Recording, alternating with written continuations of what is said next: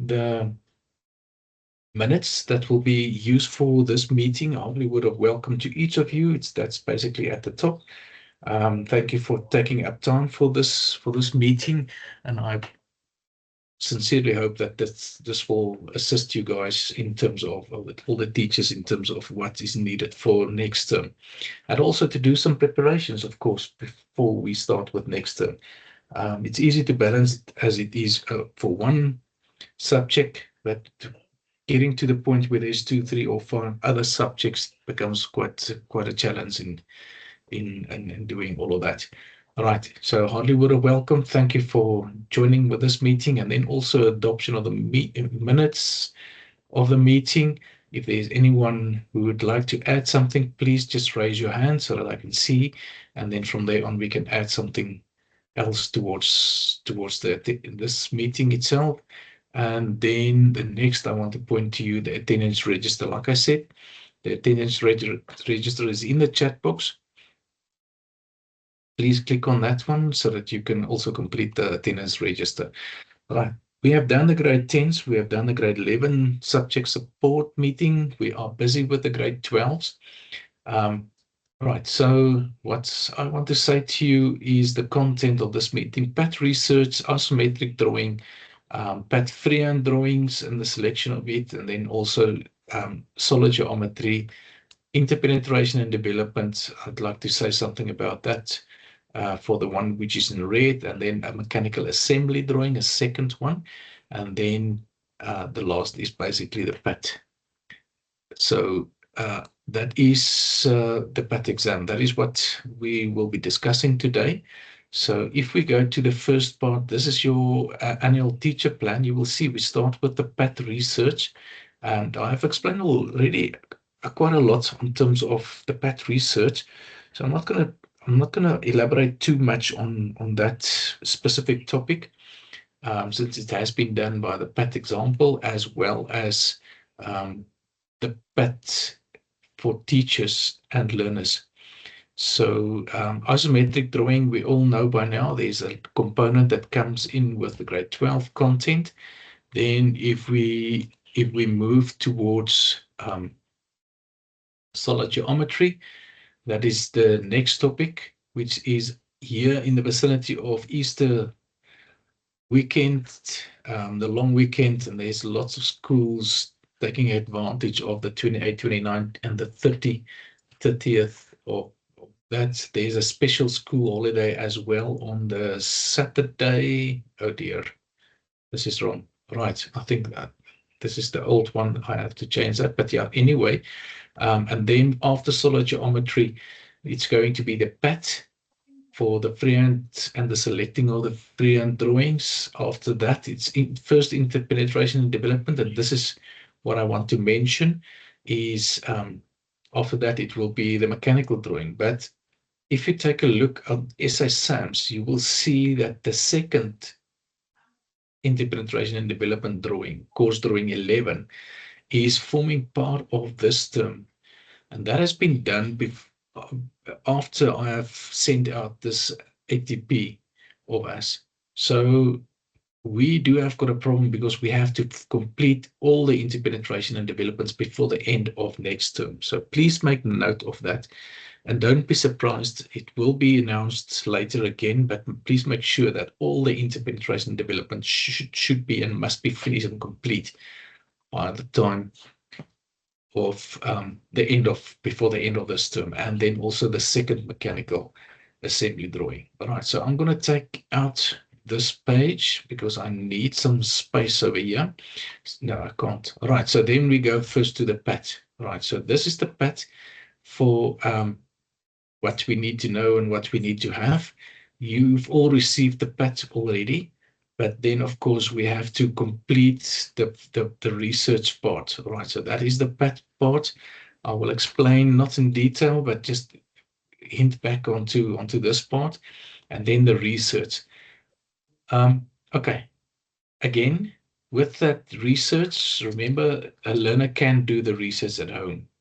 And it's also mentioned before that teachers may assist, but not but they can't do the PAT for the learners. That is very important, what the difference is between the two, because if you assist the learners, it means you do the research and you paste it on paper and you give it to the learners. That is totally illegal, because it says clearly in the PAT must be the learner's own work, and he must do it himself. All right, so that's the first part that I want to say. So if you, and I know that Township Schools learners has got a lot of issues with that, but we can't take one group of the population and tell them you can do it this way, and the other part of the population you can do it that way. So please be in line with what the teachers do for the learners. The main thing is that it must be the learner's own work. All right. So if it gets to a point where a learner has got no chance at all in doing research, then you can take a batch of drawings and you can copy it all on an A4 pages or a couple of A4 pages and produce the internet for him. But then the teacher must show evidence on what drawings he have had, how many drawings he have had of correct answers and incorrect answers. And then also the learner can have a choice at least between 15 to 20 drawings of that specific topic, which is wrong and right, to choose from. Right. So therefore the teacher can't just take 5 drawings and say use these 5 in a different sequence. There must be at least 20 drawings or pictures or images, and then of that it must be to a great extent also having to show wrong images of which the learner must choose which they're going to use for that. In other words, in short, the teacher is providing the internet for him, but of course not with all the drawings that you will get or all the pictures that you will get on the internet. It's basically limited to a few of them, at least, like I say, 20 images of which wrong and right, correct images must be there. Right. Now, the first one, it says 5 examples of dimensions that includes toilets, urinals, and wash basins. So in other words, you have to give 5 different examples for toilets and for everything that goes with that to the learners, or not to the learners must research it. And I've seen some of the PATs already. There's quite a few interesting ones. There's colorful toilets and there's toilets with faces and everything according to that. Everything that goes with that. Mr. Radebe, I see your hand is up. I will get to you now. Then the second is basically the 5 examples for undercover walkways. All right. So again, it is a lean over or it's an arch shape or something like that. So therefore, it must be indicated accordingly, and 5 examples of that. I often get to learners. Now, remember, I will get to the assessment criteria just now, but it counts 1 mark. So if a learner only has got 3 examples of undercover walkways, it's going to be wrong. It is there, so you will get 1 mark, but it's not enough for the learner to have 2 marks for that. All right, and then also it points out 3 examples of skylights. Now, it's not always to say that the skylights are round, like ones I am used to. There's also rectangular ones that can also be a window placed in the building itself or in the roof. And then 3 floor plan examples of floor to ceiling room dividers. So 3 of them, right? It can be those like material like zigzag ones. It can be proper doors like you used to get in your hotels where they separate the one room from the next.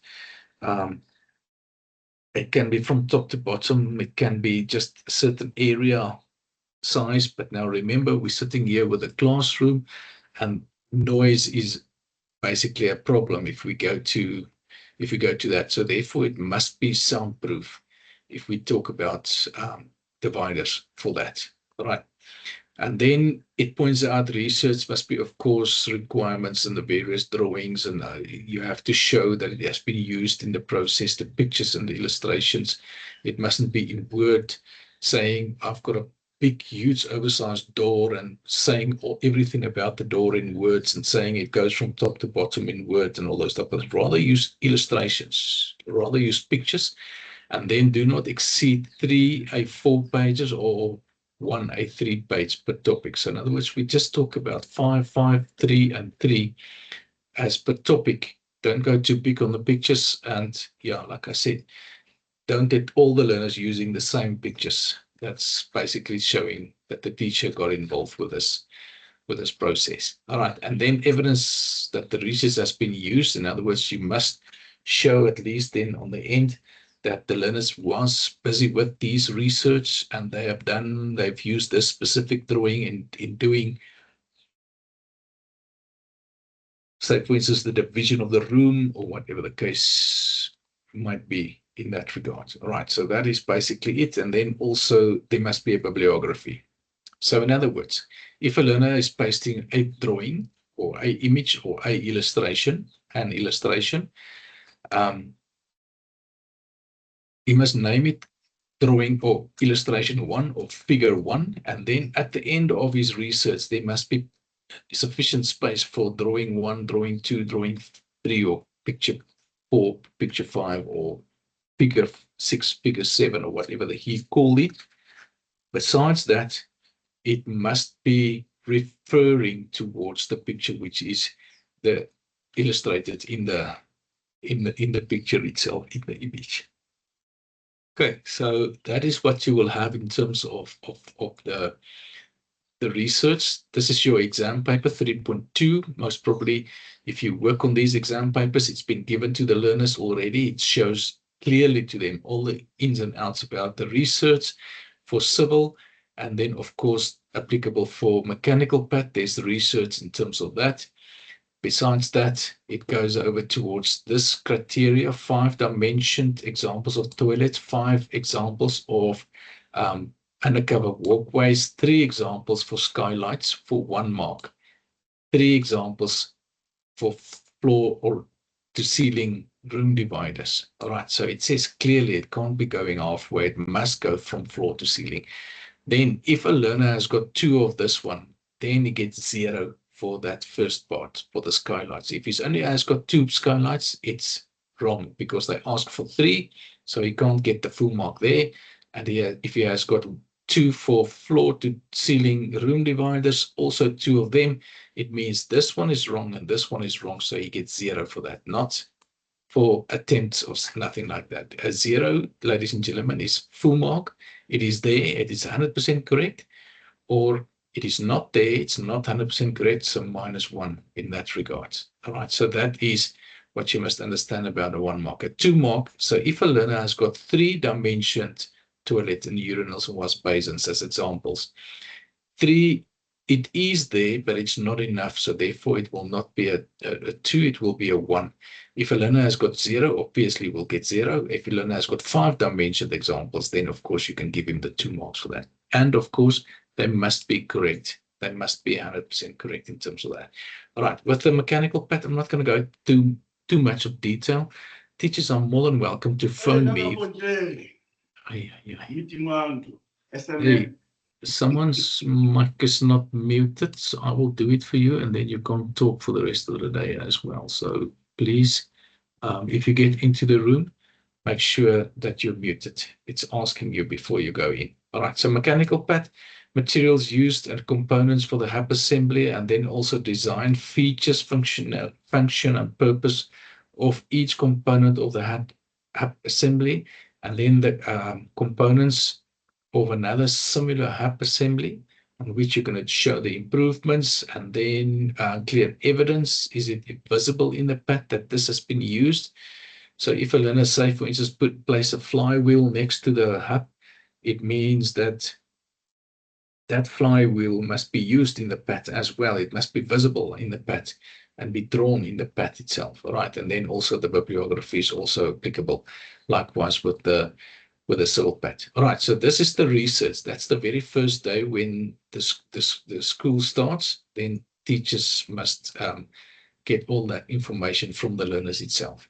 Okay, question paper 3.3 I will be doing now. First of all, before we continue, I will first go to isometric drawings. It will be quick. I believe if you're a grade 12 teacher, you should know how the PowerPoints looks like, and you can easily get access to the PowerPoints. What I want to say to you about the isometric drawings, just the following. It's basically a three-dimensional view, and many learners are struggling finding or understanding the three-dimensional view of this. If we should take a look at the National Senior Certificate Exam question papers, I will perhaps in a few moments just quickly try to open that information for you. I'm not going to do it now since I'm busy with that topic. Then I can show you what on average each school, and also what on average the whole complete Free State has answered isometric drawings on, solid geometry on, and all those type of things. And you know, which is actually heartbreaking, is the fact that isometric drawings forms part of grade 10 content that was explained long ago to learners and showing to them exactly how it looks like and all those type of things. And so yes, please make sure that you do understand how to explain this in an appropriate way. Okay, so it's 120, 120, but it's actually working on 30 degrees. There we see that. And then, of course, the set square of 30, 60 degree must be used for that. I often get learners working on 45, then we can't give marks. I'm telling you now, it's a 0 for the learner. So it's in the penalties and notes. If it's on 30 degrees, it can be marked. If it's on some other degrees, we can't mark it. All right, so then the learner gets 0 for that. All right, it is, you work with your T-square and set square that I think you believe and understand the whole time. You have to work on that to get the lines parallel with each other. Then from there on, it's good advice for the learners to see in some sort of way, if you understand the isometric drawing. In other words, get to a point where this has been shown to them, and this is the way it will look like for them. So therefore, somewhere on the paper, somewhere on the exam paper corner where it's not going to be used, you must use that. And then, of course, if a left view is shown, you start with a left view, giving you information of the left view as well as on the left-hand side. And then, of course, the right-hand side, it's the front view. If it's swapped around with the right view and the front view, you will start drawing the right view on the right-hand side and the front view on the left-hand side in that case, because the detail is already here. In most cases, the examiner is giving S as the lowest point. So therefore, if you use S as the lowest point, orientating this isometric drawing, you will get a full mark for that. Right. Then, of course, the bottom part, start at the bottom. This is what the bottom looked like. And then you work your way upwards to the top. We've mentioned before as well. And then, of course, this part over here, the bottom. If it adds some areas on top of that, then the learner must just simply go in onto building the drawing further upwards from there further onwards. All right, so this, for instance, gives you the point where the sliding of the set square and the T-square is basically done on 30 degrees, and also the T-square on that, and then 40 degrees. And like I said, you will always work from the bottom upwards. So therefore, complete the parts over there, and then also complete the last part. Now, if you go upwards, it's 20 millimeters high. So therefore, I will start going upwards from there, from those points, and then parallel sliding your T-square and set square, making sure that the information is done correctly. Of course, if it does got it never asks for hidden details, so don't worry too much about that. And then if there's areas added towards this part over here, then we will complete the rest of the parts by showing to the learners you work from your bottom upwards to the top of the isometric drawing, and then the lines must at all times be parallel to each other. And it will be if you use your set squares and T-squares in completing this view or completing this drawing up to that point. All right, so there's always your areas. What I want to show to you is that in over here, it's a casting indicating that there's no seam, there's no solid line, and that is resulting no line on this part of the drawing at that point itself. All right. It is advisable for the learners to work in color. They are allowing doing so they can use either highlighters or whatever, but not on his drawing, basically just on the question part of the question paper. All right, here S is the lowest point, but it has got to be cut out before we start with that part. And then from there on, you build your way upwards to the top and making sure that the dimensions are correct.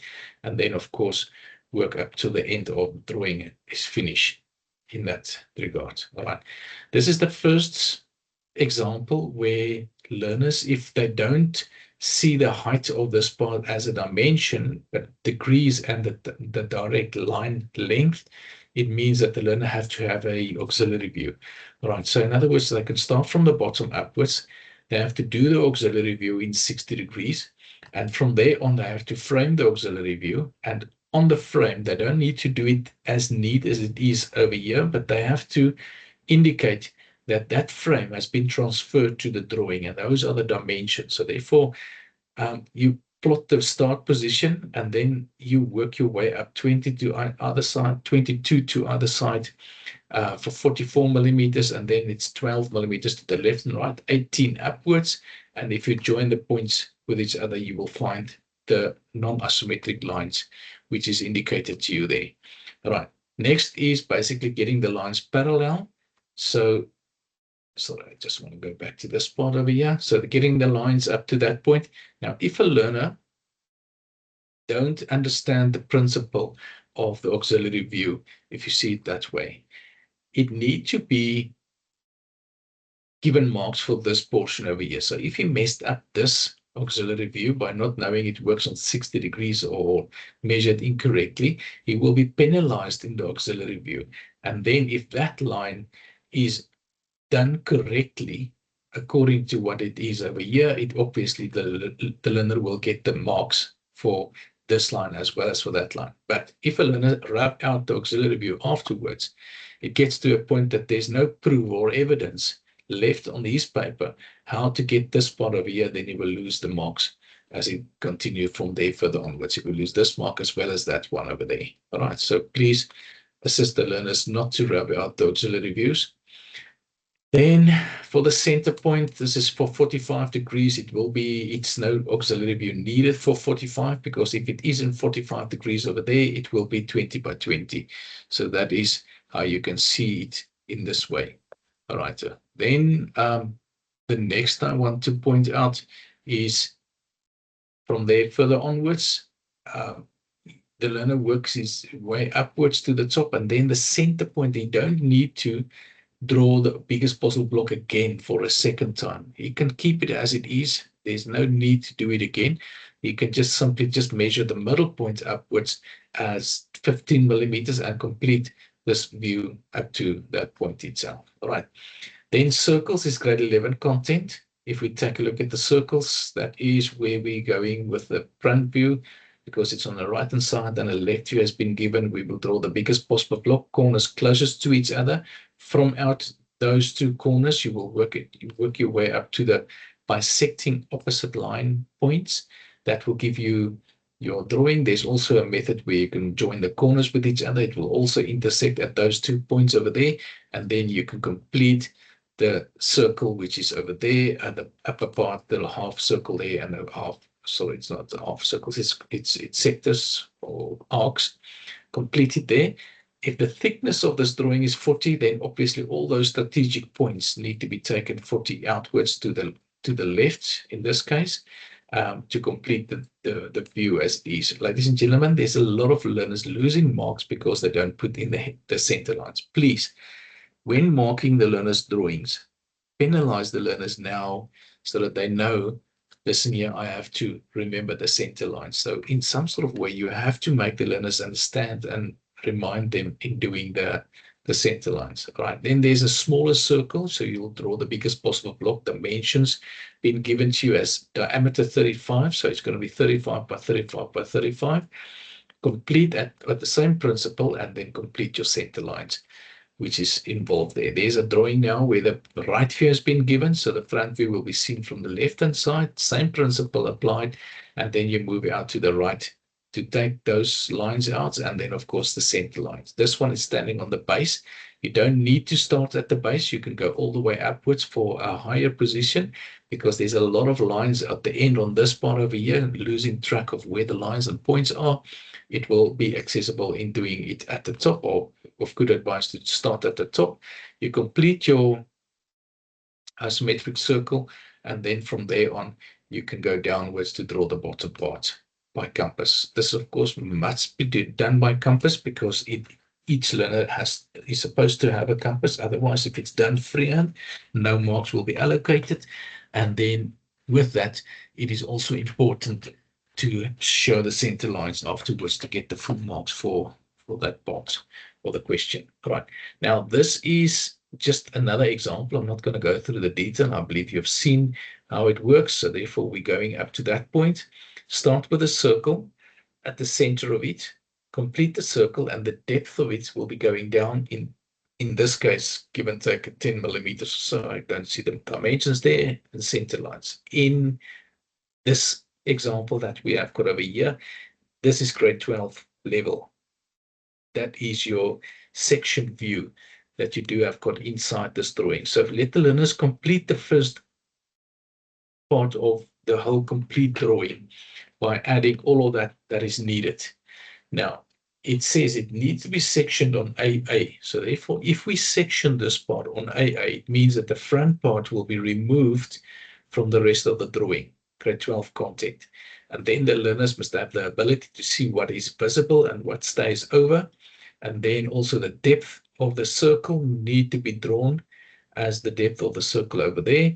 And then, of course, hatching. Ladies and gentlemen, in this case, the hatching will be 60 degrees upwards and upwards, or 60 degrees downwards and 60 degree downwards. It can't be 60 degree upwards for both planes or both areas. It must go into one another. So that is explaining to you what you see in this regard. All right, so that is the important part of a section view. Last year's exam paper did not ask this level of competency.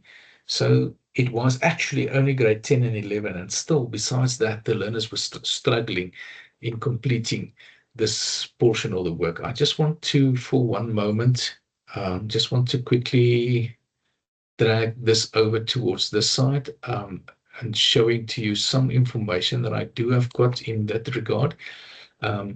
Let's go up to, sorry for this inconvenient waiting, and I just want to go up towards a certain area.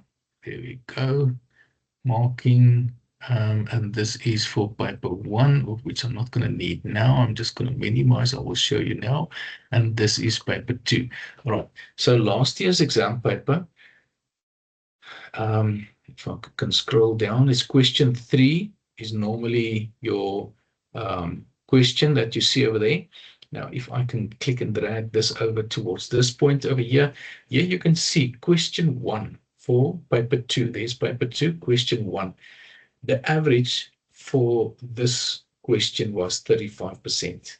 Then question 2.1 was CAMs, and question 2.2 was mechanisms. I'm not going to focus on this now.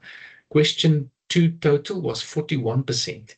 If we go to question 3, it was 31% average, actually give and take 32%.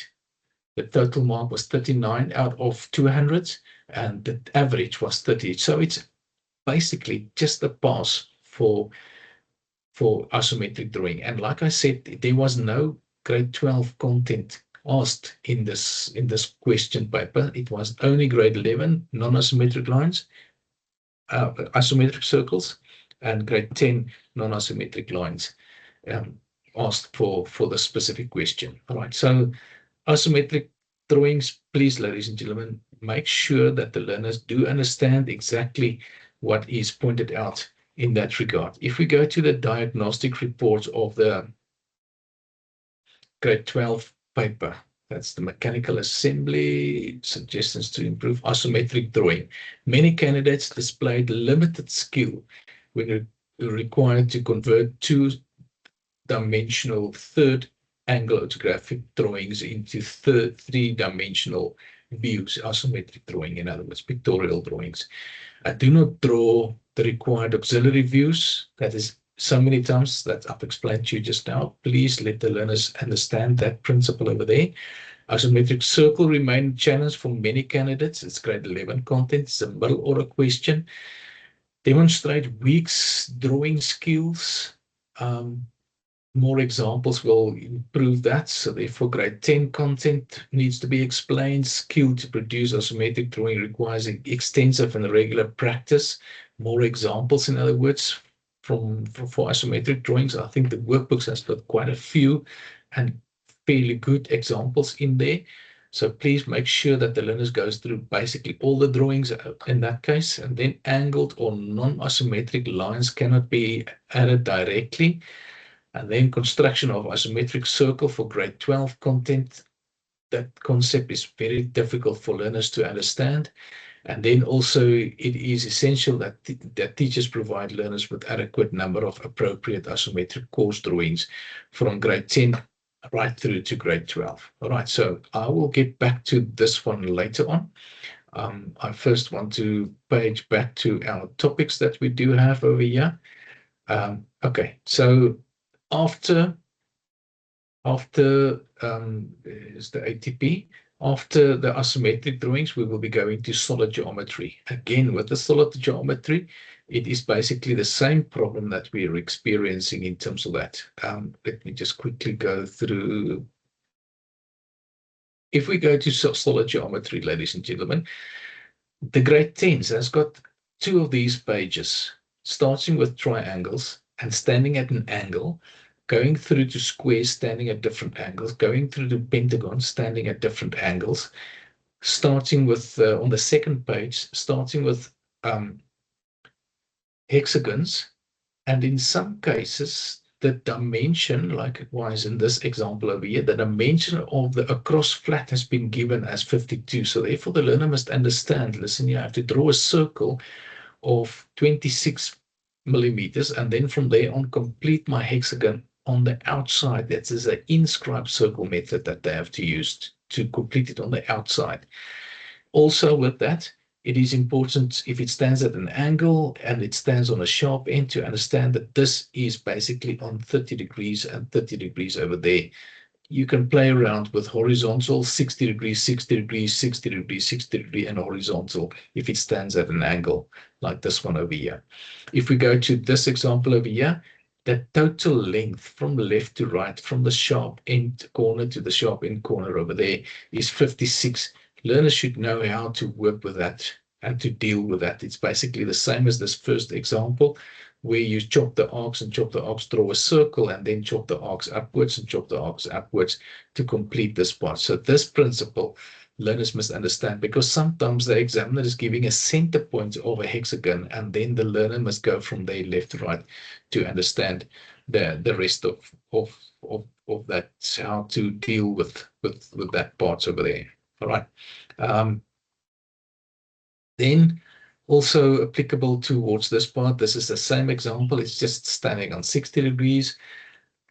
Octagons, I don't remember that it has been ever been asked as a question, but yeah, I think to a great extent, learners, there's always a start, because they constantly start working in on determining the center of a circle. I can maybe perhaps go back to this example over here, of which was given last year, where the lines was given, and then of course the center line, and the center line must be determining the center point of a circle that will include all three of them. So this principle was asked last year in the last year's exam. So the examiner is coming back to grade 10 content and test the learners on grade 10 content in a national senior certificate exam. So please make sure, if you can do everyone a favor, if they start with isometric drawings, if they start with solid geometry, if they start with interpenetration and development drawings, let them do an exercise and revise these principles on how to draw triangles, squares, pentagons, polygons, and everything that goes with that. So please, ladies and gentlemen, let us not be embarrassed by learners not knowing the content, and they are actually sitting in our classes in terms of that. I also explained last year for the 2-point perspective drawing, where learners complained that there's a hexagonal swimming pool and they've never been taught how to draw a hexagon with 2-point perspective. It's irrelevant. It's a hexagon, and then apply the 2 principles that you do have with 2-point perspective. All right, so enough of that. I'm going to go out here. Please make use of that. Then constructions of polygons.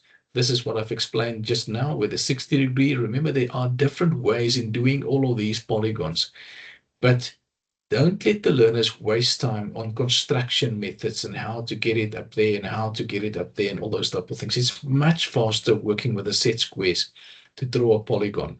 The same if it gets to pentagons. For this pentagon, it's 72 degrees. Teach the learners, listen here, you've got 180 degrees, 170, 160 going backwards, and then also 10, 20, 30, 40, 50 going on the outside upwards.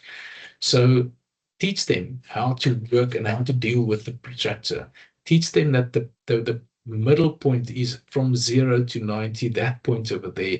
And from there on, they have to measure 70. It says 72 degrees, so 71, 72 will those small lines be in that case. And then once they are here, 72 degrees, and the distance measured, in this case 35, 35 by 35, they keep the compass on 35 and chop off the 2 arcs at that point to complete the pentagon. This is the quickest and the fastest way. For each and every example that you do have got over here, it takes much more time in doing all of that detail at that point, because you have to extend the line, you have to place your protractor, you have to measure 72 degrees, you have to find a point somewhere here because the size of the protractor makes it difficult to get it at the exact point, and from there on. So therefore, there's much quicker ways. There's also, I think I've deleted the other methods that you can get, simply because of the fact that it's wasting too much time. It's taking up learners' time. They actually it's sad to do it that way, because learners can see that there's different ways in doing pentagons and hexagons with a compass, and you can't say that, how can we with a compass determine a hexagon or whatever the case might be. But in this case, it does happen in that way. All right, and then of course, this one over here. You can use your set square, you can use a circumscribed or an inscribed method. In this case, this is the inscribed method. Then, of course, you can use this circumscribed method if the total length has been given, which is that point, and then you chop your distances of 35 millimeters off at those points over there. Remember, I don't need to give you the small distance if I give you the long distance from there to there, because that is basically divided by 2. Oh dear, it can't be 35, must be 70. All right, so that must be 70 in that case. So but you can do it in that way as well. And then if it stands on the sharp end, it's 30 degrees. From there on, this is your octagon with 45 degrees, and then there's a block method as well for the pentagon. All right, how do I determine the center point? If it's a pyramid, if it has to become a pyramid, it's not only basically a point over there. You have to bisect the angles once for an uneven-sided polygon. For an even-sided polygon, you can just join the corners with each other, and that will obviously give you the center point of this part over here. All right, so this is the construction. Then, of course, it stands up straight. You always teach the learners they start with the true shape. So they cannot start with some other areas over here, because they don't know, or we won't know what the distance is from side towards that point and from that point to the side. They have to do the complete true shape. And once they've got the true shape, then they can go over towards the rest of it. Right, you can also see that this is not precisely in the middle of it. It's some distance off to the center. The reason why is the angle that they talk about showing to you there has been transferred to find this point over here. The same with a pyramid, where the center point or the tip will be at a different area. All right, so these ones were standing up straight. If it's horizontal, they first need to determine what exactly, where is the view they're talking about. So they ask a right view, sorry, a left view over here. So the left view will be placed on the right-hand side, true shape, and then from there on they can complete. In this case, they ask for a right view. So the right view will be here. I will see, according to this view, the true line over there. So therefore, if I look over my drawing, over my XY to the new drawing, I will see a solid line in terms of that. Left view has been asked, so start with the left view, which is that view that you see over there. Then from there on, you can complete the rest of the drawing. In this case over here, polygons, it's a pyramid. So you have to start with the right view on the left-hand side to get the true shape. And from there on, I will look over my drawing, over my XY towards this part, so the sharp end will be showing to the right-hand side. This is for a pentagon. Ask for a left view, so you place it on the right-hand side. It has got a flat end visible over here, so therefore look over your drawing, over your XY to the new drawings, giving you the flat surface over here, and the sharp end will be hidden detail at this point. All right, so this is your next exercise.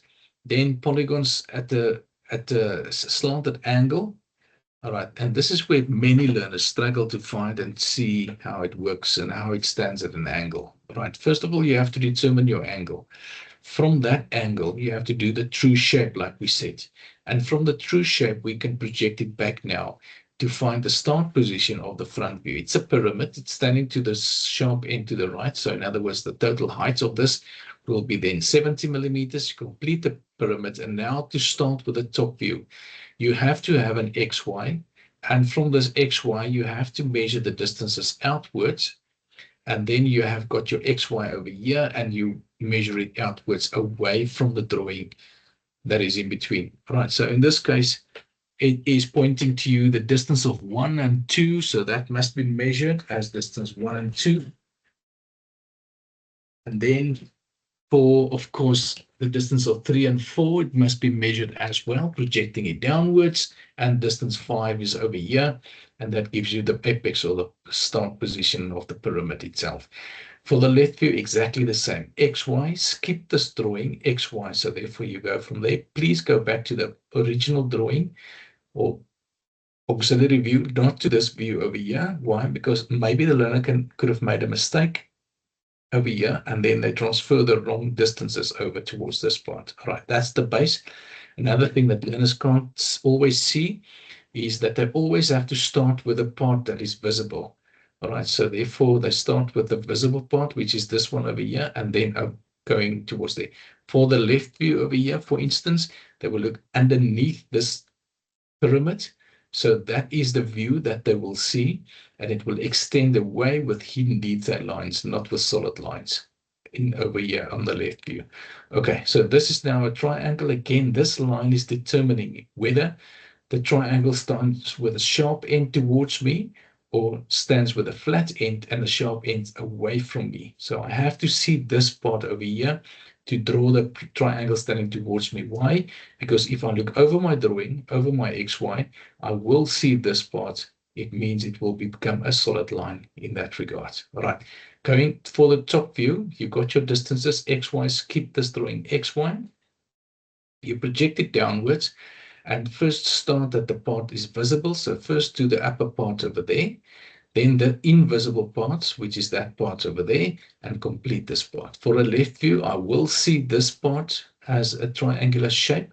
So therefore start with that part, and that part will not everything be visible, and that I can complete with. All right, over my XY, over my drawing, over my XY, of which I still have to determine, to the next drawing. So therefore I will start there. There's my XY. Starting with this means I will have a flat surface visible. So therefore, this is what I will see going from the top downwards. I will see this portion. So draw this part first, and then the invisible part, which is basically the second part of it. And that is where you're going to complete your drawing in that regard. Same with the right view. This part will be visible. So therefore, start with it, invisible, and complete it. Circles, it's basically then for drawing the circle, getting 12 parts, transfer the 12 parts one by one from the XY skipper drawing XY principle, and the same with that second part, and then complete this drawing over here. Okay, so this is also a cone, also applicable for grade 12s, of course, and then they have to start and finish it off like that. Okay, now grade 12 content, grade 12 level, in other words, can be two pyramids, or a pyramid and a prism, or two prisms standing up straight or at an angle, and that is basically the same as what I've explained just now. It is just a combination of those two. In other words, first one is basically standing at an angle, find the pyramid, and then get the top view. After the top view has been established or determined by means of XY skipper drawing XY, do the true shape of this view, and then from there on you transfer it back to that one. All right, so there we go with different examples that we can have, but the principle stays the same. Learners must understand they must start with the true shape at all times, and from there on they have to do the rest of it. Okay, now if we do get sectioning, this is the next portion. If the line is parallel with the XY, it will be the true shape. So in other words, the examiner is not going to ask to give the true shape of this view over there. It is basically going one after the other one, determining where 2 to 2 will be sectioned, and 1 to 1 and 3 to 3. It is important for learners to number, to start from the beginning. Let me just quickly start here. To start from the beginning with numbers and making sure that they work on numbers. So if I get a section line over here, 3 to 3 has been sectioned there. So there is 3 and there is 3 over there. So we will start with that first point over there. 2 to 2 has been sectioned there. 1 to 1 has been sectioned there. So 2 to 2 will be there. 1 to 1 will be there. And that's the portion. You look over your drawing, over your XY to the new drawing. So therefore you will remove the part that is in between you and me. You will stand over here, look towards this part, remove whatever is in between. You want to see the hatch line. So therefore the remaining part with the hatch lines will be staying as visible over there. Right, this is now cylinders with a section line over there. It just takes up much more time for learners. There's the 12 parts, there's the 12 parts, and this is how we determine this part. It's been sectioned at that line.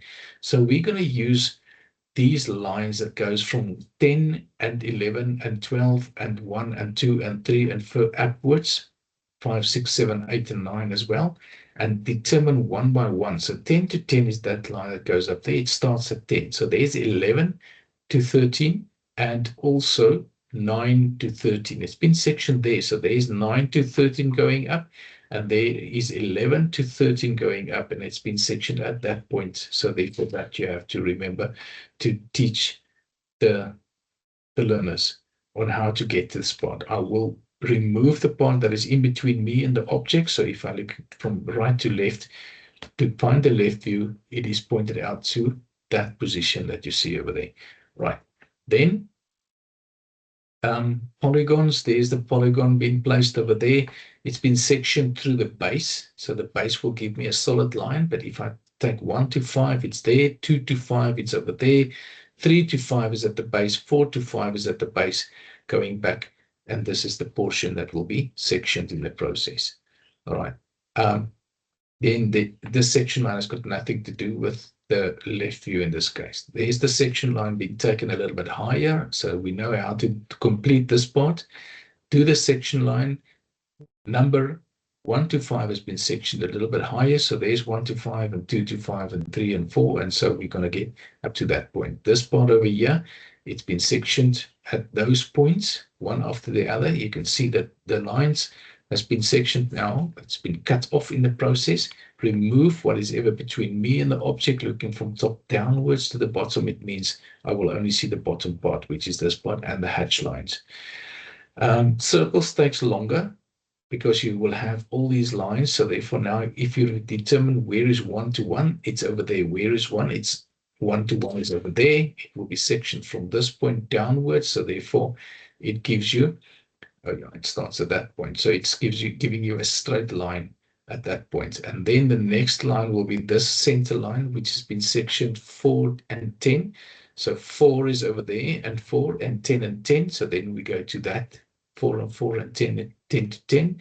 The next will be 3 and 11. So 3 is over there, 11 is over here at the bottom. If I extend it to where those lines has been intersected, it's at that point and at this point, then we take 2 and 12 and then 1 at the end. And that's where we're going to find this part over here. Okay, so this one over here, it's exactly the same principle, and it's also applicable for a sectioned left view in this case. And then this one over here, the trick is learners must understand it is normally an intersection line as where those lines are intersecting. But this line over here is just running straight downwards. So sometimes you need a left view or a right view, in this case, left view, to find where exactly will those two lines going down there to find the 2 points at that point over there to determine that section part. Okay, so this part over here is basically pointing out to you those points. This is just another example. Same principle. If it goes from side to side, then the complete top view will be sectioned in the process. So therefore, that's what you see over there. And then, of course, for this part, 1 to 1, 2 to 3 to 3, and 2 to 2 has been sectioned at those areas over there.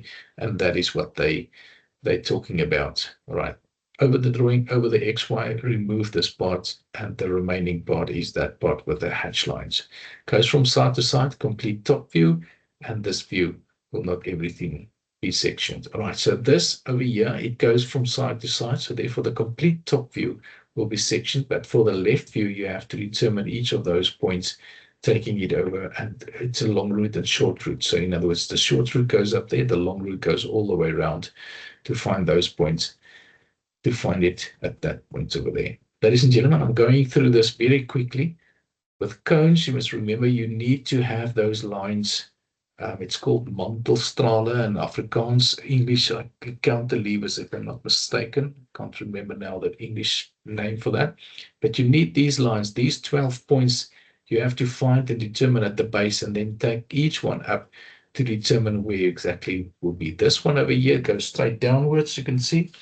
And then as it goes downwards, you don't get an intersection point, and that's why you have to go long and short route to find those points over there.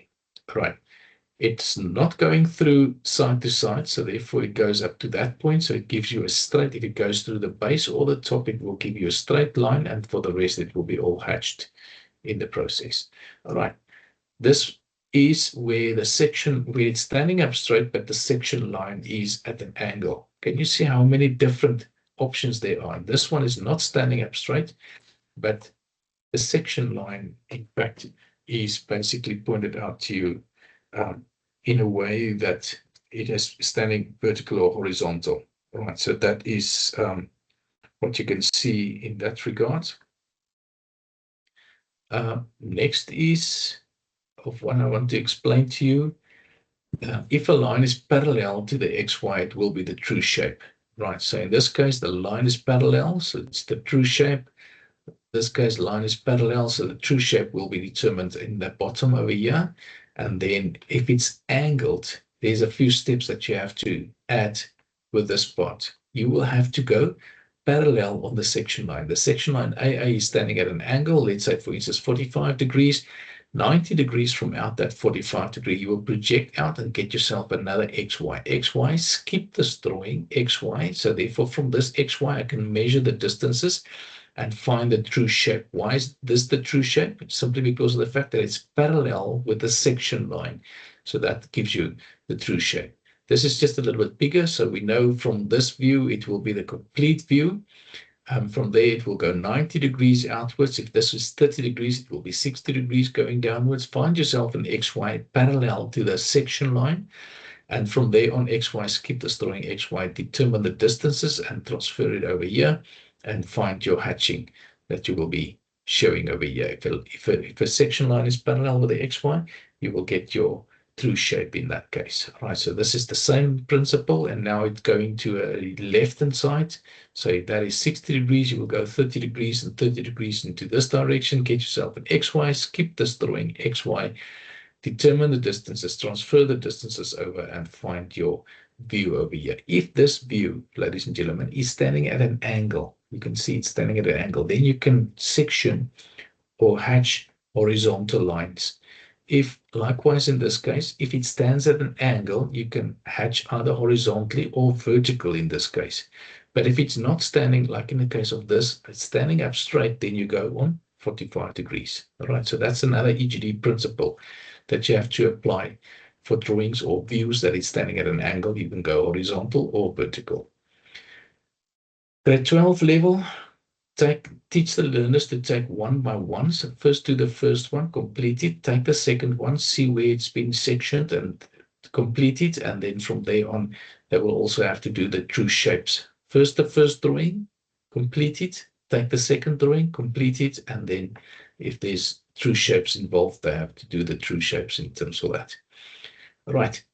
So for the diagnostic reports that we do have over here, last year there was no solid geometry. So unfortunately, and like I said with the grade 11s, I could not find. So I just need to page to that. We're going to get to that now. For paper, this is mechanical analytical, so we still have to go up a few slides up there, pages. Common errors, where are we now? Okay, this is it floor plan, all right? So we can still quickly go out further downwards. This is question 3. So we will be going to question 2. Question 2, interpenetration and development. Suggestions to improve, that is for civil. All right, so we will do the interpenetration and development in a few moments from now. I just want to go to this is the interpenetration and development. Again, it is important that learners must understand how to draw in first angle geographic projection the true shape of any view. This has been given, in other words, so that is what they have to understand about this portion over here. First, you have to start, ladies and gentlemen, I'm going to, if you can excuse me for a moment, I just want to change this view towards this is what we are talking about. No, move this. This is not what I've asked. I just want to stop there. The bottom. There's the files, and then content. This is slideshows. I just want to rather explain this in the slideshow mode. I think it's going to be much easier. In fact, okay, I have done the isometric, so we can go out with the isometric, and we can do. There we go. Because it has got motion, of which I want to explain a few things that we need to understand about this. All right, so this is your first angular geographic projection. So what you will see on this part, it goes through the target towards the other side. That we know by now. They've never asked the first angular geographic projection symbols, so please don't teach them, it confuse them completely. Okay, so this is the question that they will ask. That's the question part of it, and this is what the given part will be. All right. Now, starting with a true shape, it means at all times the learners must understand they have to do the true shape before they can go to the left and right view. And then this view over here, they have to start with a true shape for the pipe that will go in, and then, of course, could transfer it over to the top view and the front view. All right. Next is, in this case, it's a square standing on one of the tip ends.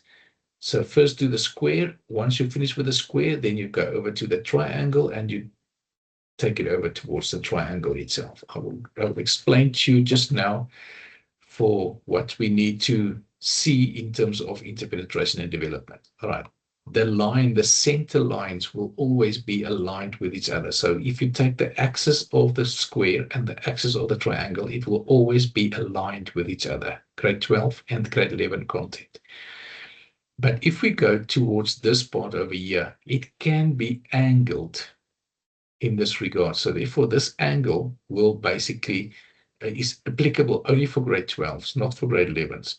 And that will give you a different view. You can see the view over here. I will explain this view and how to get to the view just now in a few moments. All right, the first method that you have to explain to the learners is that this branch will be horizontally.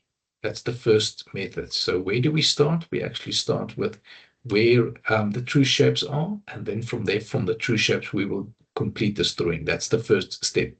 Reproduce whatever the examiner gave us to do. Now, this is not enough. Normally, this is about 2% or 3% of the drawing. The learners must bring something to the table. For instance,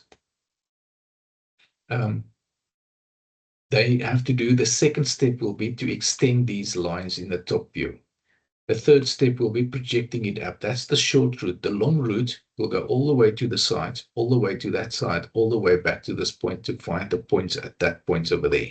For this ending over here, short route going straight up, long route will take you all the way around to find that point, and that is, of course, where we find the point of interpenetration of these two solids.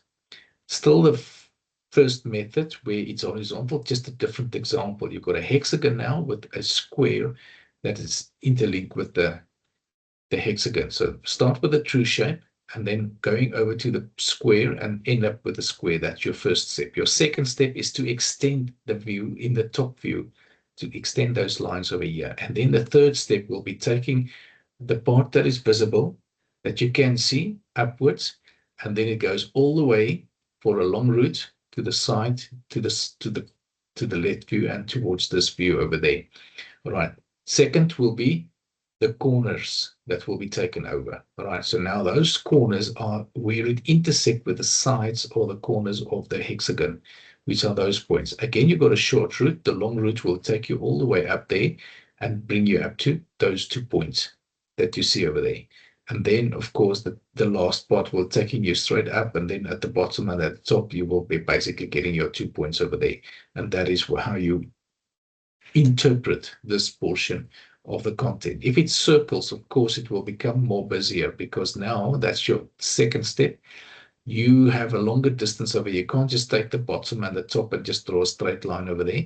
You need some points in between. So you can either use your 12 parts that has been divided into 12 parts over here, or you can simply just take those points and get more increments at these points of the triangle. All right, first of all, you get your short route and you get your long route going all the way up. Like I said, this is not enough, so get more increments here, or divide your circle into 12 parts and do the same of that. That's the short route. This is the long route. This is the short route, the long route, and of course the short and the long route. And now you can get more of a curve because you've got more points in between those areas. This is to a hexagon. So first with the true shape of the circle, and from the circle it goes outwards towards that point. That's your first step. Second step, extend.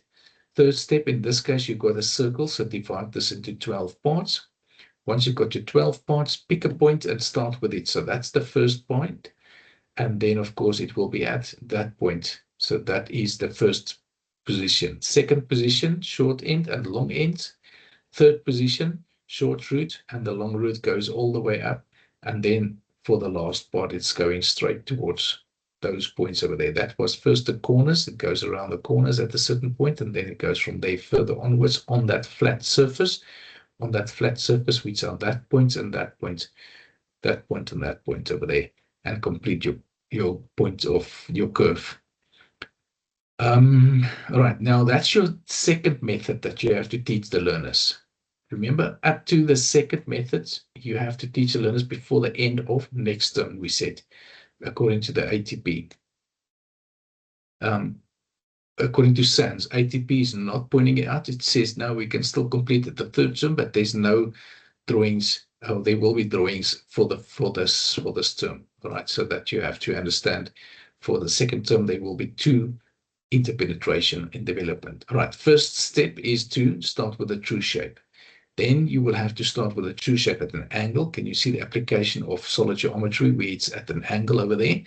Then from there on, your third step will be basically your second step. If it's horizontally, you extend the lines. And then you do have got a long and short route as well. But now you don't need a left view or a right view for that. You can just take your short route going straight up, and your long route will go to the corner or to the sides of this prism that's interpenetrating with the hexagon. And then you will get your positions. Now, again, you will have a point.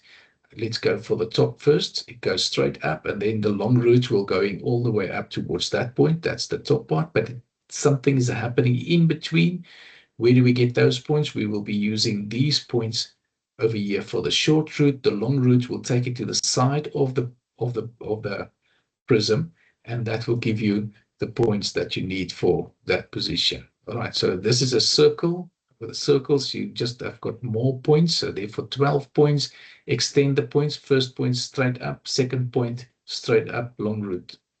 Third point straight up, and the long route, fourth point, and eventually you get it up to that position that you see over there. All right.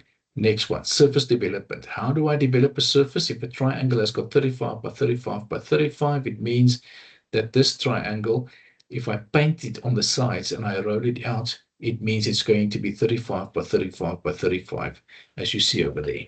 All right. So the same with a square. This is an example of a square.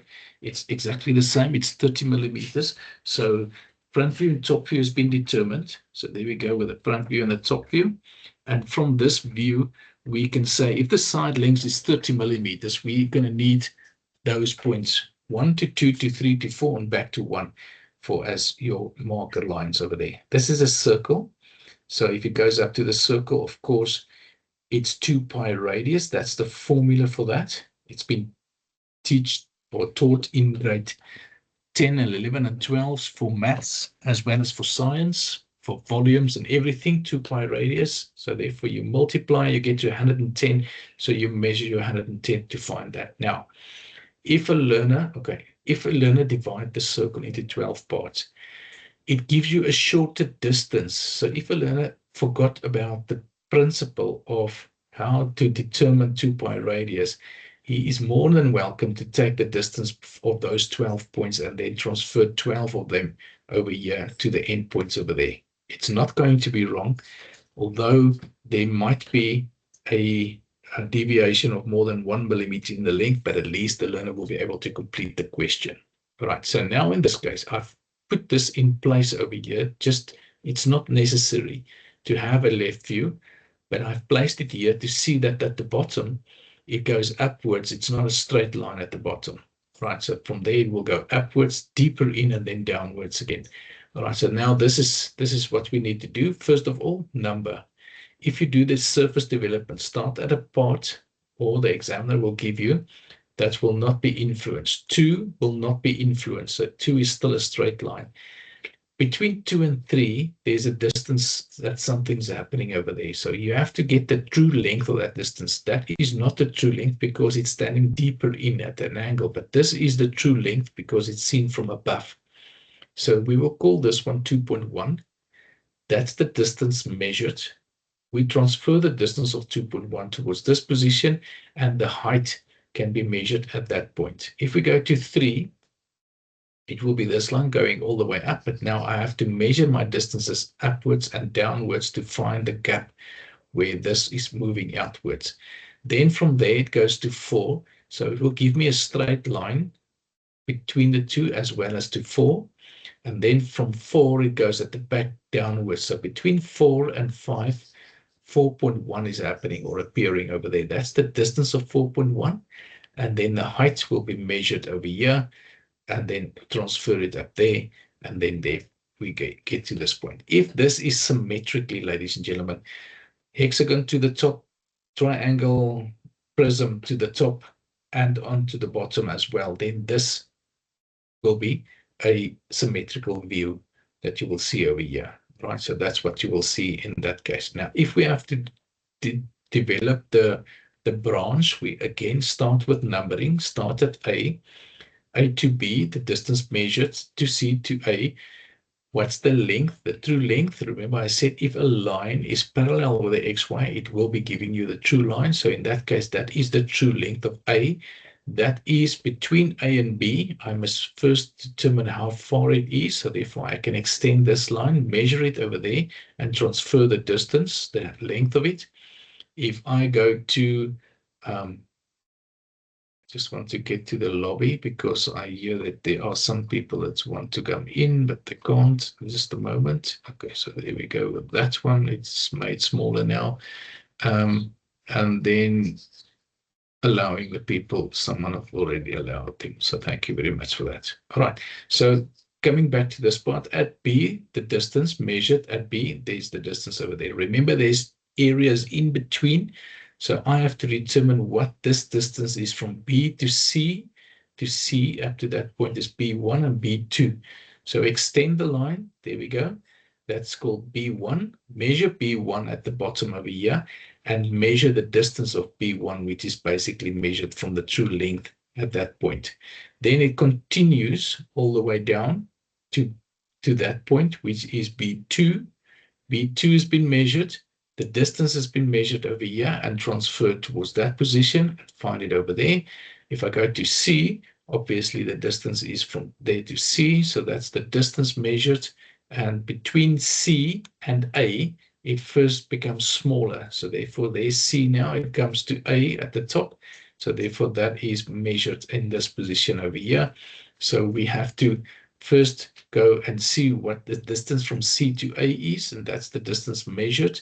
What's the length of this part over here? Transfer the length over here, and then get it up to that point. And then we go back to A, which is exactly the same as the start position. And then we get it up there. All right, with circles, more intense, 2 pi radius. So therefore, start at 1, nothing is happening. Start going to 2, nothing is happening over there. But between 2 and 3, at that point, we will find something. So therefore, we go there to measure the distance, which is that distance over there, and we measure the height at that point to say this is where we start. Then at 3, we will get that point. So measured as 2 to 3, it's over there. And then from there on, you can measure this point at the bottom as well as the point at the top. So there we go. Then we go to 4, also 2 points, one at the bottom and at the top. To 5, it's the same as 3.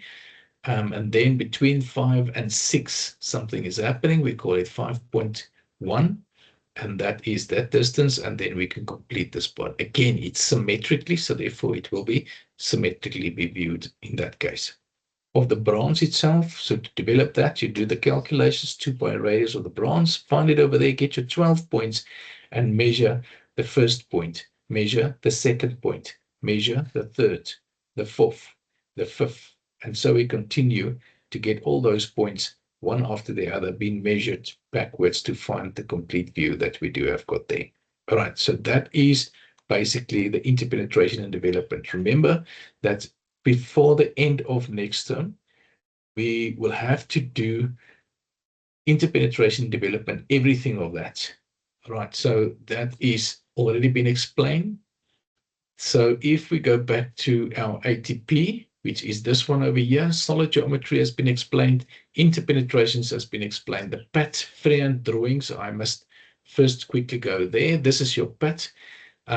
These are the freehand drawings that you have to do, grid page and all those type of things and so on, selecting the best freehand drawing. If you go to your exam paper 3.3, it will tell you, or it will tell the learners exactly, they need 2 clean A3 pages.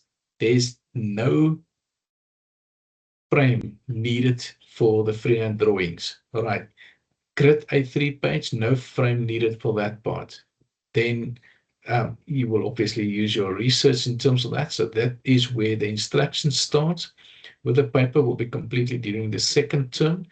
All freehand drawings and instrument drawings must be prepared in pencil, and this is the instructions for the learners, so saying to them exactly what they need to do. 2 freehand drawings, use a prepared A3 grid page. That is exactly what it's pointed out here in the PAT itself. There's the grid page, must be used, and everything that goes with that.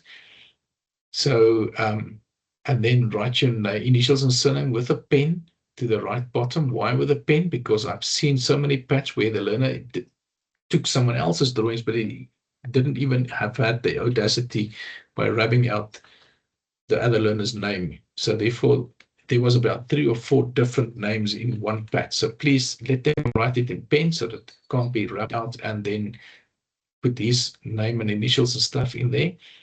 Civil freehand drawings must be 2 possible design solutions, all the building features, all the permanent fixtures, the placement of the windows, the roof detail, the primary dimensions, and the primary labels must be in there. Calculate a total area of the building and the floor area of the complete required setup for the 2 classrooms, in other words, the staff room, the sick bay, and the kitchen itself. Following are not required. You don't need to do electrical fittings. Learners don't need to do sewage on the freehand drawings, and no frames is required on the title panels. The learners will be assessed according to the building and the room areas. It must be double lines. I'm just looking for it now. I can't find it now, but it must show double lines. It can't be just a pencil, one single line. It says here somewhere for the building features, the doors, as well as for the fixtures, must be double lines wherever it is necessary. All right, so the building of all the room areas, the covered walkway and roof lines, the correct presentation of building features, doors and walls and windows. If that's not correct, if it's single lined, you can't give a mark over there. All fixtures, toilets, urinals, and wash basins, of course, to a smaller scale because for the little kids. And then also the correct presentation of all fixtures according to size proportion of the doors. Can a toilet go through the door for the staff room, for the staff members, and will a toilet be able to shown smaller than normally, basically 2 of those smaller toilets going through the same door at the same time, and so on. All right, primary labels, 2 calculations, design functionality, and effective utilization of space for both of the 2 freehand drawings for solution 1 and 2. Or if it's a mechanical, I'm not going to go through the detail and wasting time. Our time is running out.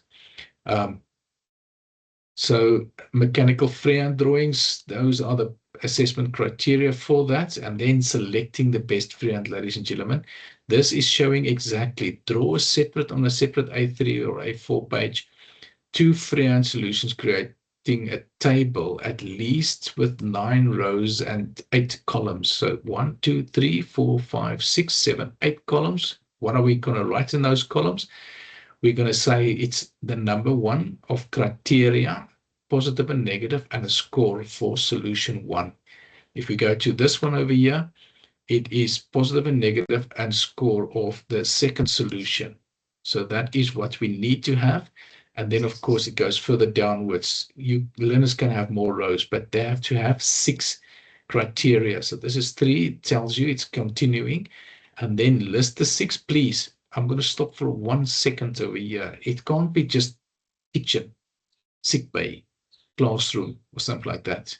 You would rather say the layout of the classroom. Now, the reason why I'm saying layout of the classroom, remember in any classroom, if you take a classroom in length, normally the teacher will be at the front door, especially with those little kids that can run out quickly. And if the teacher's sitting there completely at the back, she's never even going to know the learners run out.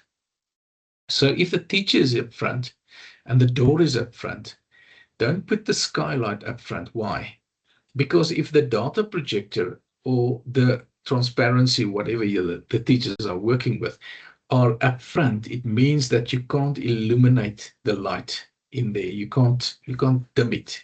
It is a light that shines from outside and you're going to see nothing on the data projector. So rather put it at the back, deeper in to the classroom, to where the teacher is not going to work, and where the front, if you can see the front part of the classroom. So think about that. So in other words, getting to the criteria, the placement of the skylight is important as a list that you're going to add to the criteria. But you can't say skylight, you have to say the placement of the skylight. The same with the placement of the door, the entrance door, the placement of the doors of the sick bay and the kitchen, right? So, and those type of things that you will have to think of when you do a rating scale will be something like 0 to 30, 30 to 80%, and 80 to 100% for a 2, a 1, and a 0. Don't make it too complicated by 10 or something like that. And then for each criterion, compare, discuss the positive and negatives of the freehand sketch solutions with the positive and the negative of the freehand solution of number 2, and then calculate the totals because of coming from this rating scale description that you have used. All right. Then also write a short summary. Once you are done, this score number 2 is the best, so therefore I will use it. Write a short summary by saying I am using score number 2.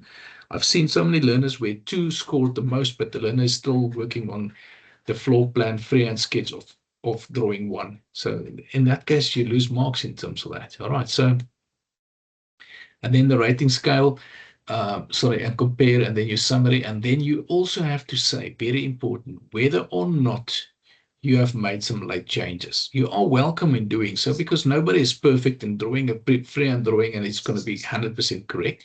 So if there's maybe the 2 scores are the same, you can change by saying, I have changed this and this and that. And so I've changed the position of the skylight to make sure that it will not bother with teaching, normal teaching in class and so on. All right. So this is your criteria on which you will be evaluated on. It's also in your PAT. It's down here by this page. This is where I got this from. And then you submit the PAT in that sequence. Of course, with the freehand sketches of exam paper for the mechanical part, it will be a different paper. There's the civil part of it. So explaining the civil, there's the criteria for the mechanical part, which has been shown to you over here. All right. So therefore, please make sure the selection is basically the same. The criterion is going to be the same. Selecting the best is the same as what it is for civil and for mechanical PAT. The only difference is it is 6 criteria, if I'm not mistaken. Just quickly go back here. Minimum of 6 criteria for the civil PAT and 4 criteria for the mechanical PAT. Simple rating scale, each score justifying, comprehensive summary, and if late changes have been made or not. Is exactly the same for the mechanical and for the civil. All right, so that is the freehand sketches that you will be doing next term. So please make sure that the learners prepare for that. According to our ATP, it's going to be another mechanical drawing. Ladies and gentlemen, I'm not going to go through these principles of title panels, but you know how important this is. It has been explained. It's showing to you all the principles of drawing. It shows you all the principles of dimensioning. And we say, oh, it's easy. We're not going to do that. But remember, there's 6 or 7 areas where a symbol have to be added before a dimension. Right. If they ask for the complete dimension, it must be diameter complete dimension. If the radius was given, it must be multiplied by 2. If it's a radius, it's a R. If it's a nut or a bolt, it's a M. If it's a square, it's going to be a square in front of the dimension. If it's a spherical shape, it's going to be SPH or SF for Afrikaans. PCD or SSD, steek circle diameter or pitch circle diameter, it's going to be in front of. NTS, it's going to be either underlined or it can be saying NTS. So there's quite a few, and this was coming from last year's. I've explained this to you. No, I have not explained that to you, but yes, where learners have to find the true length, and then they say, oh yeah, there's the length, but they forget about that part. Now there's 3 different options over here, four different options where these small areas has been added, and they must be able to see that this scriber is 8 millimeters. It needs to be added with the complete part over there. So this one over here is the length, and then minus the 3 over here, where many learners forget about that part, plus that one. So therefore, those 2 added minus the complete distance. So this is a middle order question. This is a high order question where they ask what is the size of G. Now G is over there, it's in the handle, but the spin die needs to be turned into the handle over there, and it has got an M8. Many learners just wrote 8 or 10 in this case, so therefore it's wrong in the process. All right, so what's the size of this? It's an M6 Allen bolt that has been turned in there. All right, so and then the sectioning, the section of different parts. How do you show the section line? which part it's falling off, and I need to see the hatch lines. So therefore, hidden detail lines will become solid lines. Then the arrows has to be placed a little bit bigger. It's not a the direction of the tail part is also important. In this case, if the dog is biting this and you chase him away, will run away with the tail showing towards the damage caused. So therefore, the tail part will always show towards the hatch lines. Question that has been asked quite a few times in 2020, 2021 for that. And then if it's sectioned, many times learners make so many mistakes. No, they say it's a front view, it's a sectioned front view of which they have to show their hatch lines. I've shown to you this. If it's standing at an angle, it can go horizontal or vertical. And in this case over here, it's 45 degrees, 2 different directions for material, 3 different, you make it smaller. It's been asked quite a few times. Ribs you don't do the hatching on. There's also ribs over here involved, no hatching on that part. And then for solid parts, it's going to be straightforward over there. All right, then hatching must be applied the last 5 minutes. Why? Because there's many areas where no hatching has to be applied. So the learners must know that they will get marks for that only if hatching was applied in that case. All right, if I section through this part over here, areas of which I never section, what are those areas? Those are rivets, those are pins or rods, like in this case, those are dowels. That is also pins that you see over there, the hole itself, but the moment thread goes in, it still goes to the end of the hole. So there we go with that portion or information that you see over there. Okay, and then washers. This is a washer, you don't do the hatching on that. On studs, you don't do hatching. The application of studs, this one is a bolt, you don't do hatching on that. Nuts, okay, this is if the bolt has turned in, no hatching up to that part. If it's still the thread and the hole for the bolt, the hatching goes up to the sides or to the ends of that part. Nuts, no hatching on that, and thin material. Keys, no hatching on keys. And the application of keys, it's a cylindrical object with detail inside part section. That is very, very important. It's the examiner's not going to ask to do that. The learner must understand and do that by default themselves. All right, so that is what you have to explain to learners about that. Then the different types of sectioning, very important. Offset sectioning is inside the same object over here. Then this is the principles where offset sectioning applied. Then you do have got from offset sectioning, you do have got at where it goes outside the view. In that case, it's called half sectioned, right? And then if it's hollow inside, it will stay a center line. If it's solid inside, it will become a type B line, not a solid line, a type B line, right?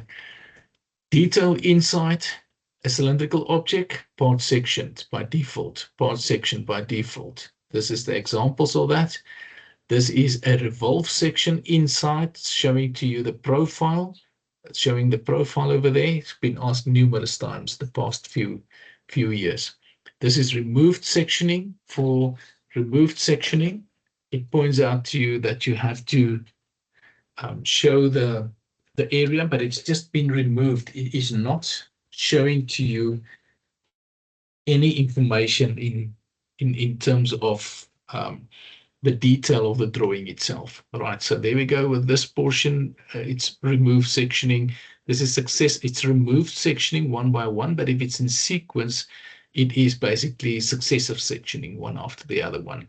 And the examiner will indicate it by J. In this case, it was asked, I think in 2024 as well. I'm not sure, because there was some controversy in terms of the sequence of it. All right, and then a line sectioned. Ladies and gentlemen, I'm going very quick on this, but I wish to meet a teacher that can show all this detail I'm showing you now on these slides by not giving it to the learners, by not showing and explain to him on a board by this. So please make use of this slideshow, showing to you the detail of what you can see over here.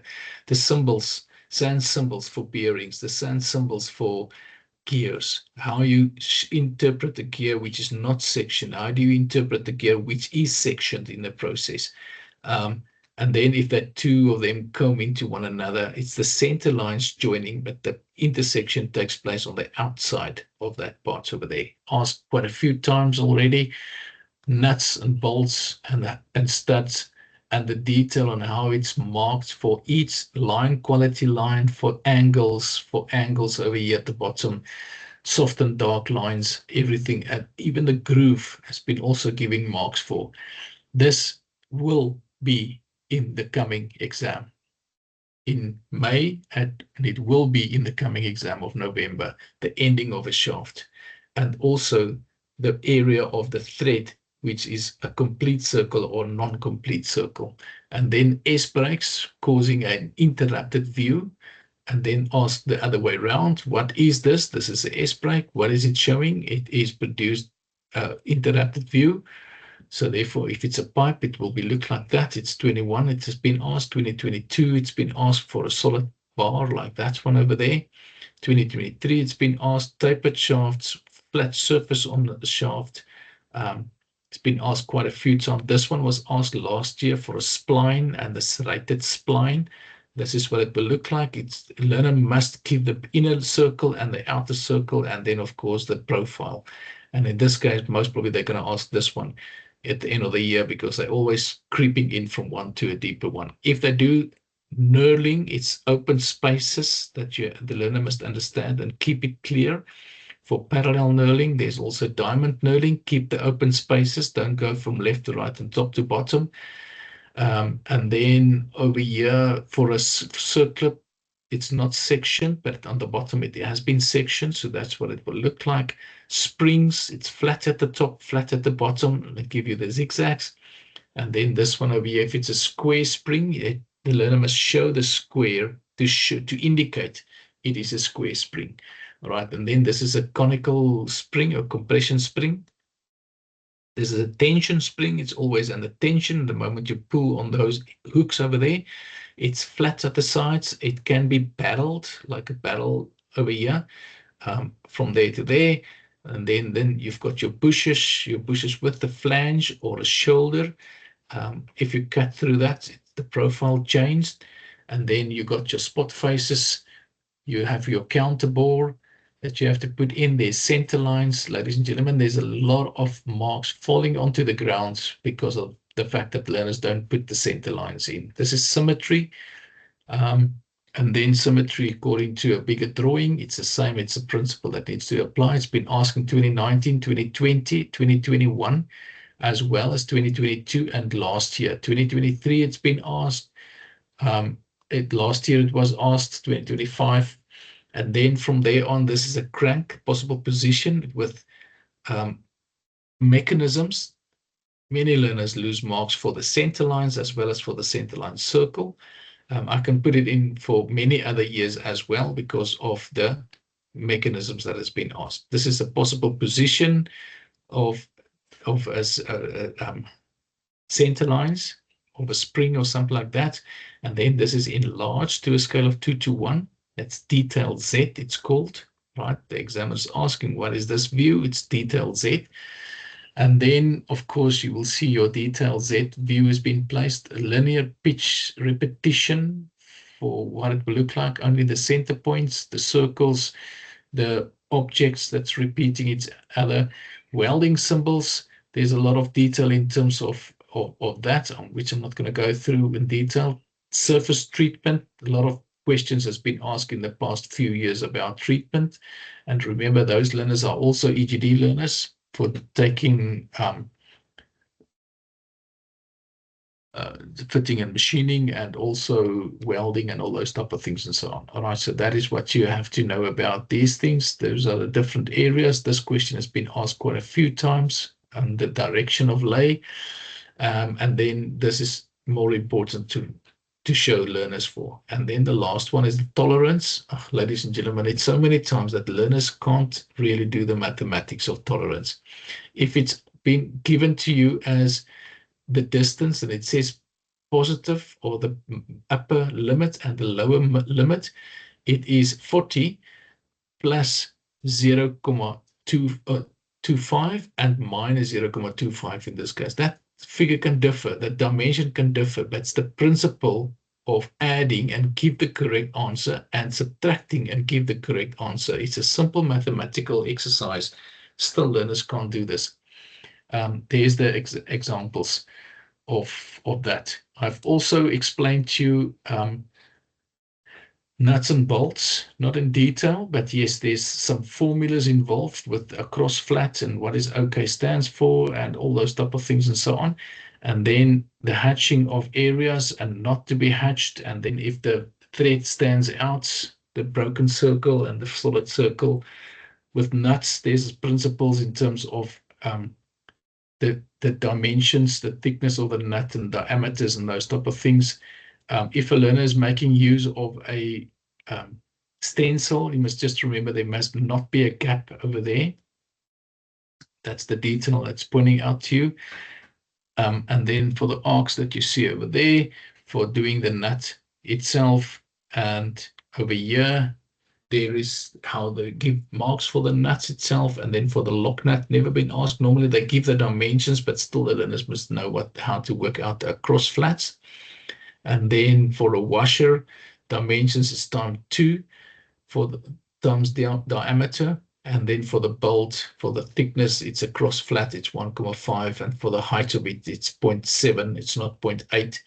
And then for the thickness, and then the rest of it is basically straightforward. And that's why I'm saying it has been so many times asked for how to end off a shaft or a nut or a bolt. It will be asked this year as well. That must be 60 degrees, that must be 45 degrees. It's chamfered at the bottom, it's not chamfered at the left view of what you see over there. All right, and then for studs, and this is how many times it's been asked, 60 degrees, 45 degrees must be shown. Yeah, if a learner orientate himself, he can't just simply divide the paper by 2 to find it, because it's going to run off space over here and plenty of space on this side. So therefore the front view will fit in over here. The left view divide by 2, 10 left, 10 right. The front view will be fit in here. The top view will fit in there. Divide by 2, 5 up and 5 down to get the drawing placed correctly.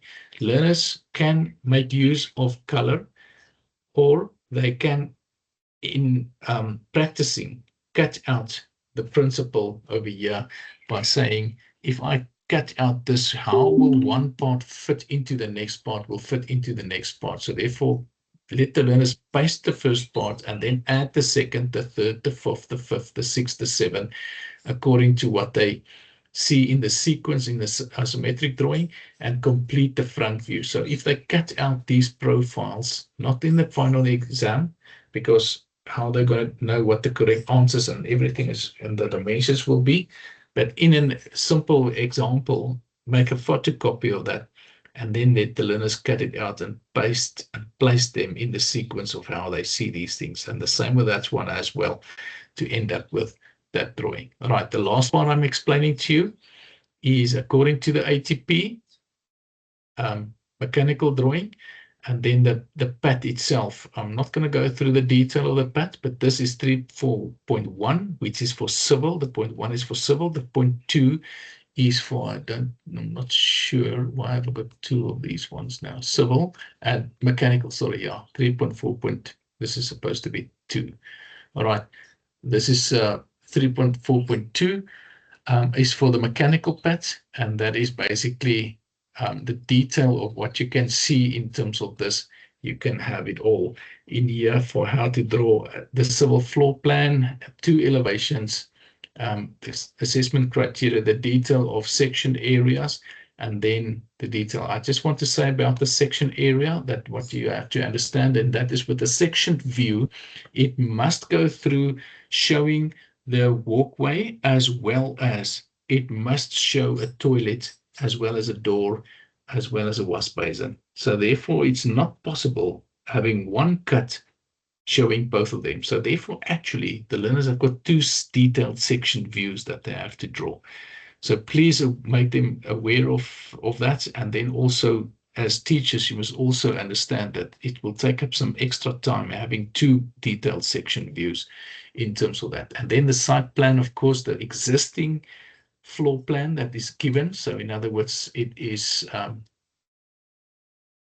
It is this site plan, sorry, the existing site plan, but they get about, I think I've counted it's 2 marks that they will get if they draw everything that is over here. They still have to draw the pre-primary school over there. They still have to give some dimensions. They still have to link up the sewage line with that. They still have to do the board, the playground for the learners, fenced off playgrounds, and they still have to do the walkway in here. So therefore that gives you the total of what it is. For this showing to you, to the learners, it's only basically two marks that they can get in total for that.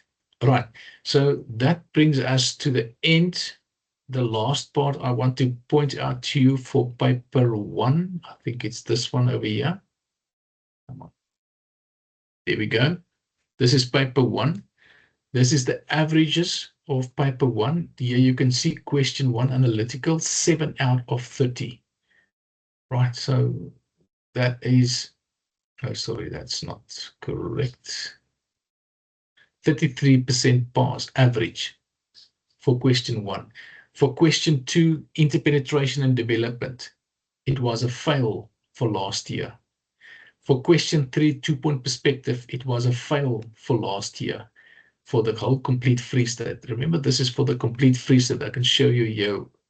Everything has been totaled right here to the bottom of, let me just quickly go to, oh, no. But anyway, it goes to the bottom. It's been taken up by formula from the bottom up to this part. So for 2-point perspective, it was a fail, ladies and gentlemen. For floor plan, it was nearly a distinction, but unfortunately, it's only 36 marks. It's not enough to make this whole group pass. For the elevation views, it's 60%, and for the section elevation, low order grade 10, middle order windows and doors, grade 11, and high order for grade 12 for the roof, it was 39%.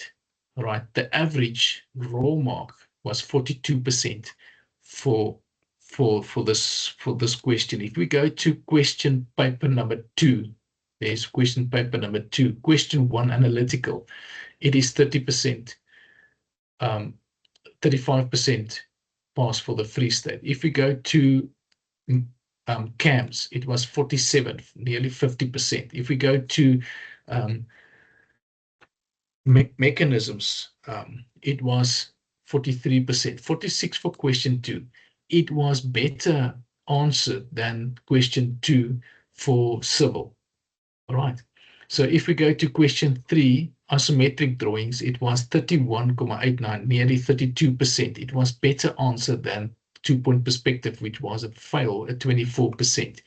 If we go to the question paper 4.12 and 3 for paper 2 and get a total, the total for question 4, the assembly drawing, is 21%. And that's the reason why I'm explaining this information on the SANS symbols, and that's why I'm saying, if a teacher can stand in front of the class and explain that in words to learners to understand, it's impossible. Learners must see the slides, must understand from the slides how it's work and how it's look like, and what is a bearing look like. Or the learner must have a textbook on which they don't have. So please print out those SANS symbols to the learners so that they can learn from them and they understand. And it goes not only for analytical question, it's also applicable for question 4. That's why this 21% is by far a total fail for the Free State. It's of the worst in the country by teachers not explaining the detail of the SANS symbols to the learners. The average for question paper 2 was 30%. The average for paper 1 was 42%. So if it wasn't for paper 1, it would have been, and you could see here the averages pointing out to you the average for 2-point perspective. So please, ladies and gentlemen, let's be vigilant and explain the detail to the learners. Also, if it gets to the information for the second and the third drawing. All right, so there we go with the second mechanical drawing. I've set in this view over here, interpenetration solids must be completed, and then also the mechanical assembly drawing. that has to be placed in there, and then the PAT must be finished. I am not going to go through the detail of the moderator's report in terms of interpenetration and development, and I'm also not going to go through the detail of this portion over here in terms of the mechanical drawings. You've seen the results, so that is what I was saying. It is a lot of content that comes from grade 10, and that's why I'm saying the grade 10 teachers as important as what the grade 11 and 12 teachers are. It's as important to get the learner files in correct sequence as what it is for doing the rest of the grades for grade 12s. Please, if you go to the chat box, if you started later, there's information again on the attendance register. Please, ladies and gentlemen, complete the attendance register and add it towards the knowledge that you do have. I will send this report to teachers as well at some stage, making sure that teachers are teaching them. I will send this highlighted once so that it becomes easy for the teachers just to pick up, and you will be surprised how many times it's talking about grade 10 content, type A and type B lines, grade 10 content over here, begin in grade 10 and continue through to grade 12 for many aspects, not only one or two aspects. It's for many aspects that has been added there. So please make sure that you explain the detail to the learners, and don't go over and ignore the questions on analytical, the sand symbols and all those type of things, please. All right, so that is it from my side. I thank you for attending and visiting and staying on the line over here. You're more than welcome as soon as I've got the recordings to do the recordings. If you're also teaching grade 10s and 11s, please make sure that you give to them the detailed information that they need for this. So please make sure and teach vigilantly to make sure that the learners get the detail. We can't be dropping down each year in terms of averages and pass percentage and eventually end up with number 7, number 8, number 9 in the country because of EGD. So we need your assistance in terms of that. I can be at quite a lot of places, but not of all of them at the same time. If you need some assistance, please talk to Mr. Giuliani, talk to Mr. Tulo, talk to myself, so that we can change this ship that is basically sinking. From my side, thank you for attending. You are welcome to put up your hand, to raise your hand.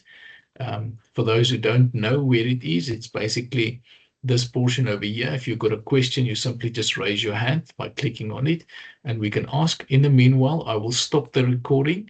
We are done with this meeting, so stop with that part, and I will send it to you later on again. So